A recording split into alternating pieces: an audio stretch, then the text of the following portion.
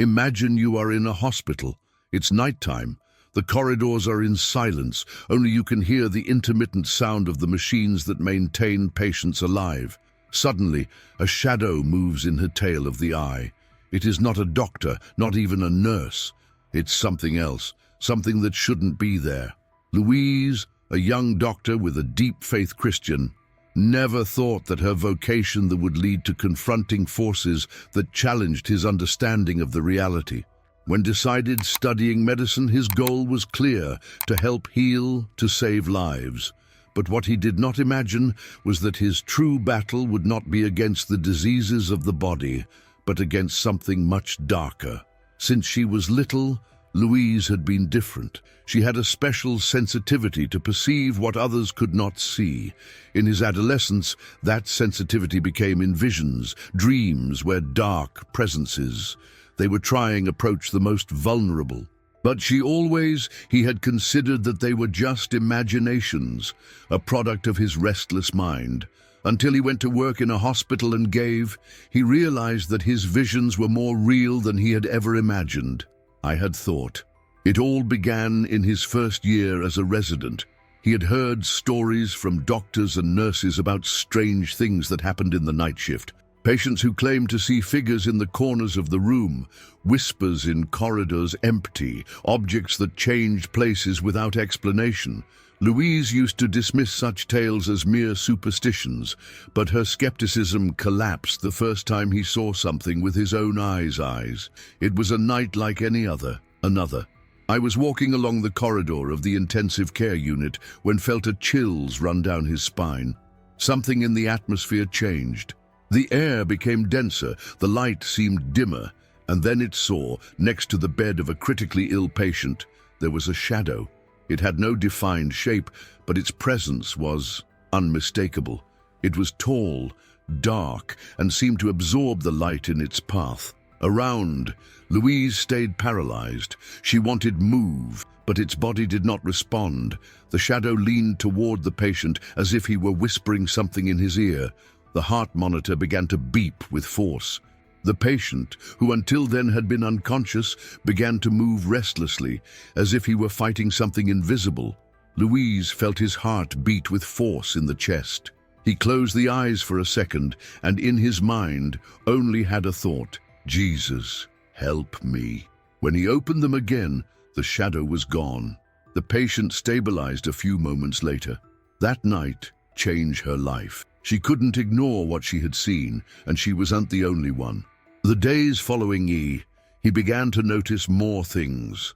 Patients who said they saw people that no one else could see, whispers in rooms empty, doctors who admitted having felt unexplainable presences. Something was happening in that hospital, and Louise couldn't help but wonder if her mission there went beyond medicine.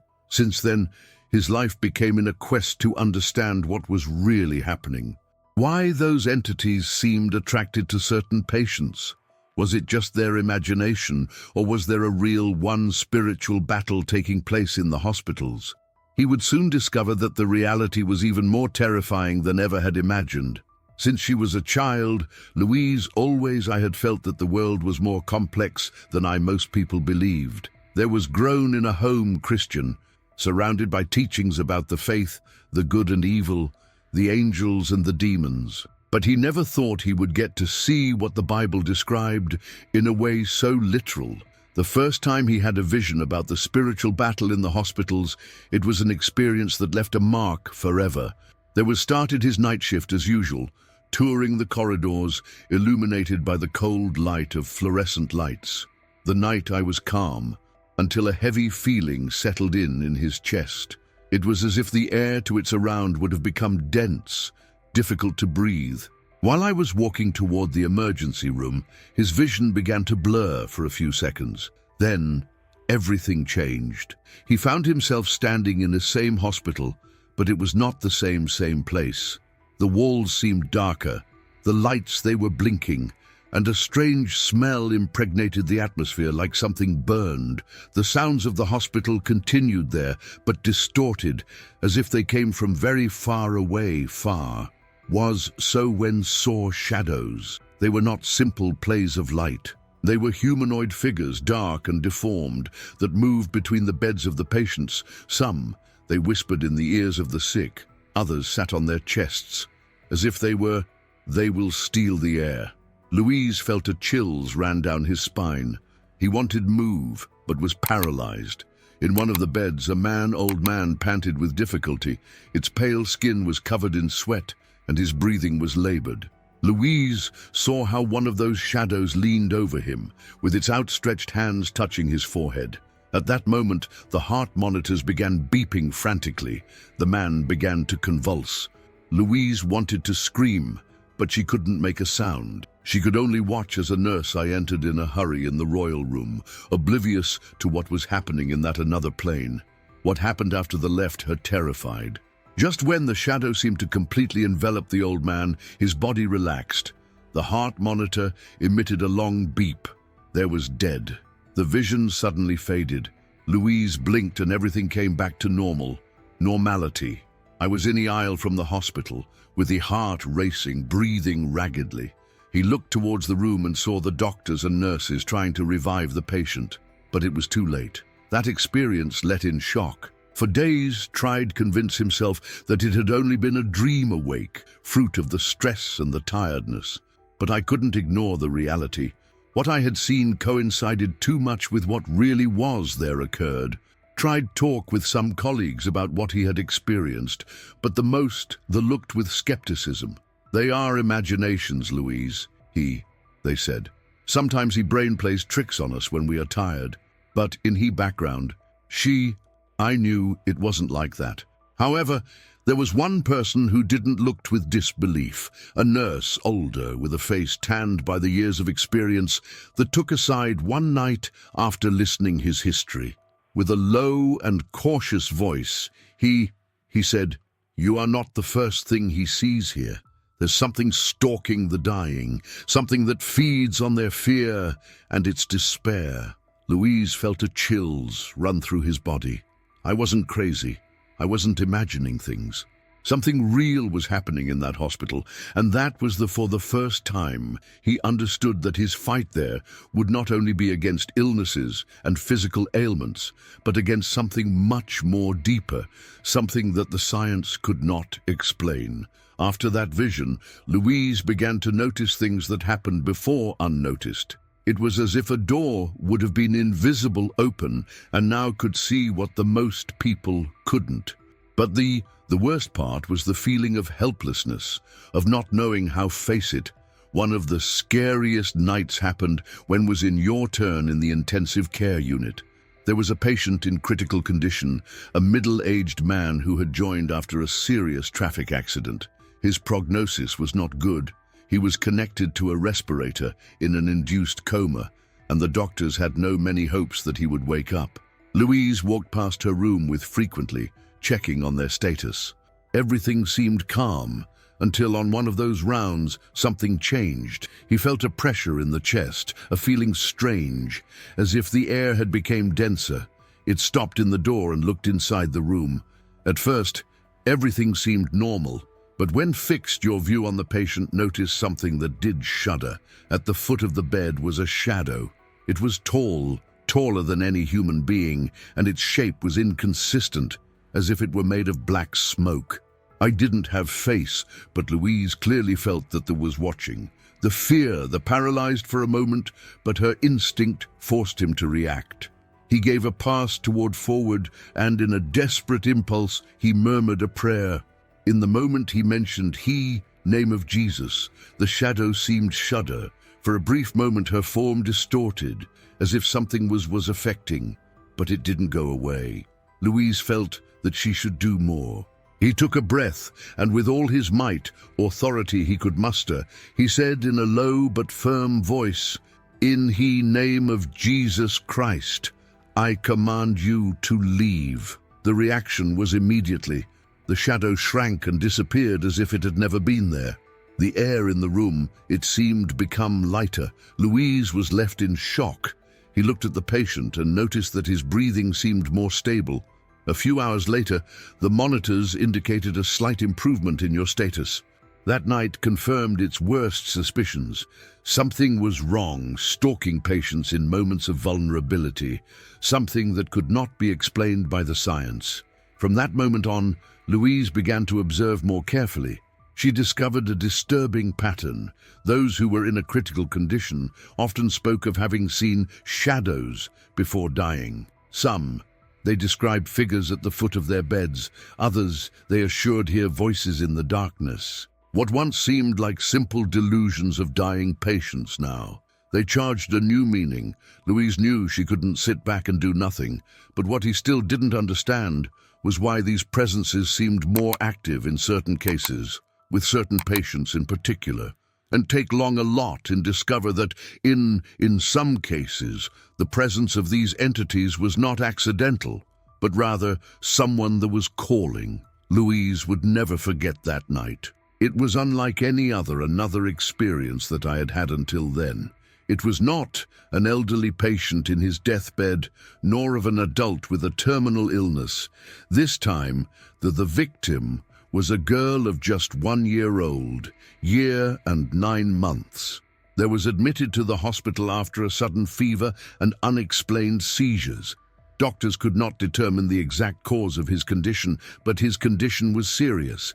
He was in a coma, connected to a respirator, with little hope of recovery. Her family, desperate, took turns at his bedside, praying for a miracle. Louise felt an unusual uneasiness when went through the door of the room. There was something in the air, something I couldn't explain. When looked at the girl, noticed that her little body remained motionless, but its expression was tense, as if he was trapped in a nightmare. Decided stay one more moment. A feeling you said that something was about to happen. He slowly approached the bed, and while I was observing the heart monitor, felt a chills run through his body. Suddenly, the temperature of the room seemed to descend. His breath became visible in the air. The lights, they blinked, and then it saw. In the darkest corner of the fourth, a tall, misshapen silhouette emerged from the shadows. It was no simple human figure. Its form seemed twisted, as if it did not belong to this world. Louise felt a tightness in the chest, an instinctive fear that he said that thing was not there by chance. The figure slowly approached the girl. Her shadow seemed to lengthen, to envelop the bed with a darkness that seemed to absorb the light. Louise knew in that moment what was seeing, that entity I was trying to snatch something from the little girl. The heart monitor began to make an alarming sound. His heart rate was plummeting. Without think twice, Louise placed his hand on the small and closed the eyes. I didn't have none other tool more than its faith, with all the strength of its spirit, began to pray. In the name of Jesus, I command anyone spirit filthy thing, get away from this girl, now. The entity stopped. It seemed doubt. For a moment the room whole vibrated with an energy indescribable. Louise felt resistance, as if something was fighting against it prayer, but he did not stop. He continued to cry out with more fervor. The blood of Christ has power. You have no right over this girl. Then something extraordinary happened. The shadow shuddered violently, as if it were being torn from its position. Issued a dull sound, something between a roar and a desperate whisper, and then it dissipated in the darkness. The heart monitor of the little girl stopped beeping with alarm. His pulse stabilized. Louise opened the eyes and saw, as the small moved lightly his fingers, for the first time in days. I couldn't believe it. Minutes later, a nurse. He came in and noticed the change in vital signs. Recovery of the little girl was so unexpected that doctors could not explain it. For Louise, however, the answer was clear. What was there? What happened was not just a medical phenomenon, but a spiritual battle for the life of that little girl. But the most disturbing thing yet was coming. Because when Louise left the room, was found with the penetrating gaze of the grandmother of the girl, a woman older, eyes dark and unfathomable, that the eye was observing fixedly with an expression that froze his blood, and with a low voice, the women. He murmured a few words that Louise had never heard before. Would forget. You saw it, right? It wasn't a question. It was a statement. Louise understood. in that moment, that the presence of the shadow had not been an accident. Someone that there was called, and now that person knew that she could see it. The whisper of the grandmother was left resonating in Louise's mind like a haunting echo. You saw it, right? It wasn't just his tone that shuddered, but the way the women, the he looked, as if he knew exactly what was there, occurred within the room. Louise tried to stand firm. He did a polite gesture with the head and continued walking through the hallway, but I could feel the gaze of the old woman nailed to his back. His instinct, he was screaming that something was wrong. Good. That night, he couldn't sleep. He kept repeating the same thing over and over again. Seen, the shadow trying to hold on to the girl, her prayer repelling it, and then the reaction of the grandma. How could know? Why wasn't he surprised? It was as if I would have been hoping someone else would notice. Up to date next, she decided to take a closer look. She kept an eye out for any behavior strange, and it didn't take long to notice something disturbing. Every time the grandmother was with the girl, closed the curtains and whispered in a low voice. They were not prayers normal. I didn't mention the name of God, nor asked for the recovery of the small. Her words, they were more of a kind of chant, something Louise couldn't do, grasp at all, but that filled with a feeling of oppression. Asked one of the nurses on the women. She is the mother of the father of the girl, he said, the nurse with a tone of discomfort. Something in, she puts me on hair standing on end. He's always muttering strange things. Louise felt a shiver. I knew I couldn't blame the women without tests, but their intuition knew, he said, that the presence of that shadow in the room had not been a coincidence. That same one night, when the hospital was in her quietest hour, Louise decided, do something you've never done before there was done. He approached the door of the room, and without make noise, looked through the small opening between the curtains. What he saw, the let without breath. The grandmother I was standing next to the bed of the girl, with hands on her head. His lips moved quickly, pronouncing words in a language Louise didn't recognize. The scariest thing was the expression in his face. It was not of love, nor of concern, but of deep concentration, as if he were channeling something. And then the little girl began to stir in his dream. Your little body trembled, his breathing became erratic, and monitors began to register a disturbance in their vital signs. Louise felt his heart beat with force against his chest. He couldn't stay there without do nothing. With a determination that sprang from the deep within his being, he opened the door and entered with firm step. Everything's fine here, he asked with a neutral voice, although his fur was bristling with tension. The grandmother looked with slowness, as if Louise's presence did not had surprised, not at all. His eyes dark, studied with pause before answering. The girl needs protection. There are forces that want to take her away. Louise felt a chill. I wasn't sure if the old woman I was speaking with sincerity, or if it was her same who was allowing those forces will approach. But one thing was certain, that women I knew more than I was saying, and Louise was not going to sit idly by. The days following were loaded with tension. Louise could not stop thinking about the grandmother, and in what I had witnessed in the room of the girl. Her instinct. He said it was not a simple superstition. There was something else, something that went beyond medical logic, and that was happening right before your eyes. But what I would discover after would confirm his worst fears. One morning, while toward his usual round, he passed through the room where they were terminally ill patients. Always I had felt a heavy energy in that place, but that one, the night was different.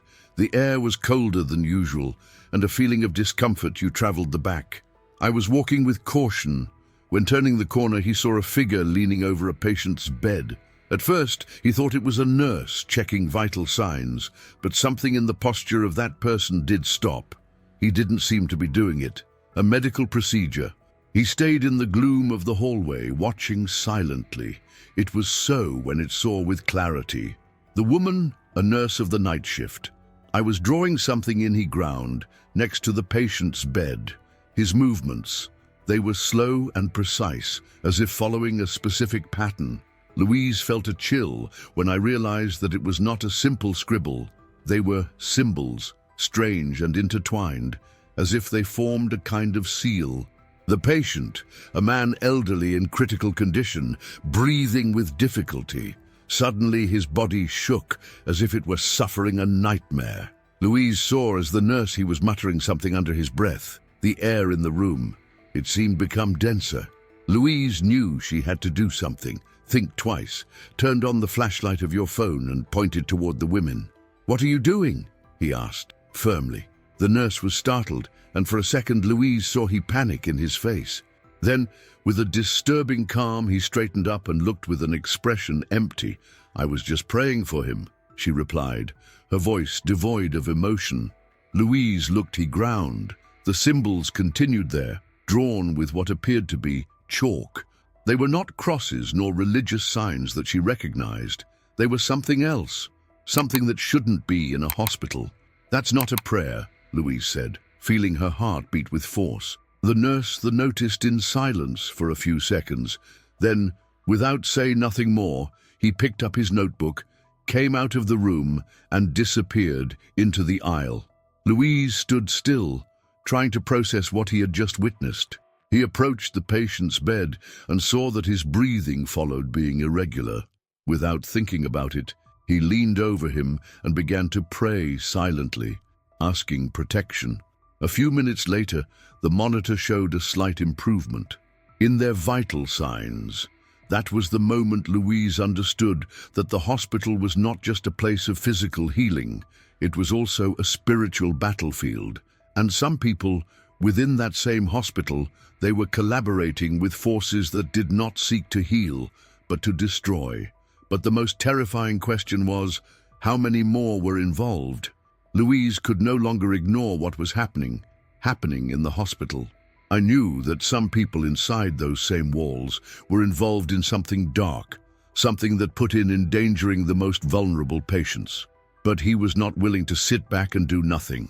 After what I had seen with the nurse and the strange symbols, she decided to talk with the only person in who I trusted completely, Marta, a nurse Christian who had been in prison for more than 20 years working in the hospital.